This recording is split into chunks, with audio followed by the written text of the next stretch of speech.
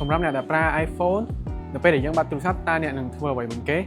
សួស្តីអ្នកនរគ្នាខ្ញុំមកលៀបនៅក្នុងវីដេអូនេះខ្ញុំមកធ្វើការចែករំលែកនៅកម្មវិធីមួយដែលវាឈ្មោះថា Find My កម្មវិធីនេះអនុញ្ញាតឲ្យយើង access location ទៅលើ device item និង device របស់មិត្តភ័ក្តិឬបងប្អូនរបស់យើងហើយកម្មវិធីនេះងាយស្រួលប្រើមែនតើតោះកុំឲ្យខាត់ពេកយូរយើងទៅមើលរបៀបប្រើប្រាស់ទាំងអស់គ្នាឧទាហរណ៍ថាលោកអ្នកបង្វែងទូរស័ព្ទដៃនៅកន្លែងណាមួយលោកអ្នកអាចប្រើ MacBook ឬក៏ iPad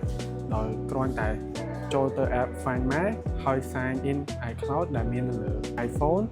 បន្ទាប់មកយើងចូលទៅកន្លែង device យើងចេះរើសទូរស័ព្ទដៃដែលបានបាត់ហ្នឹងនោះយើងនឹងឃើញទីតាំងរបស់ទូរស័ព្ទដៃនៅក្នុង map ហើយបន្ទាប់មកយើងប្រើរំដៃ2ចុចទៅលើ trackpad ហើយចុចពាក្យថា play sound នៅពេលនោះទូរស័ព្ទដៃលោកអ្នកនឹងបញ្ចេញសំឡេងទោះបីវាស្ថិតនៅក្នុង silent mode ក៏ដោយ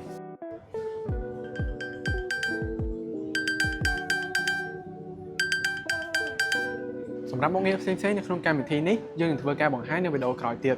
សូមអរគុណអ្នកនរគ្នាដែលបានទស្សនាវីដេអូនេះរហូតដល់ចប់បើអ្នកនរគ្នាមានចម្ងល់ទាក់ទងនឹងផលិតផលរបស់ Apple អាច comment នៅខាងក្រោមបានហើយកុំភ្លេចជួយ subscribe follow ដើម្បីទទួលបានវីដេអូថ្មីៗ